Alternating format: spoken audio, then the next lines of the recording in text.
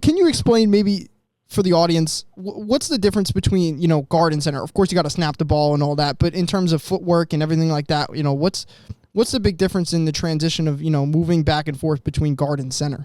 So I would say you should. So if you can play center, you can play both guards.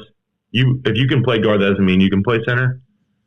But I would say center is a more mental responsibility and less physical. I think you have to be really athletic to play center because you need to move laterally really quick. At guard, you can be a little more brute, a little bigger, a little stronger. But at guard, you need to use your hands better. You need to strike hard. You need to be a really powerful guy. And it's kind of a center, you're not hands-on as fast unless you have, a head-up-nose technique. A lot of times you're playing in space.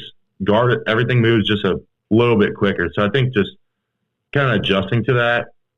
I don't think it's been a difficult adjustment for me, but I've seen a lot of guys kind of struggle with that at center. They're not throwing their hands as fast. Maybe they're getting a little too far off the ball in pass pro. So I would say that's the only thing I'd say is the difference. Maybe a little quicker at guard.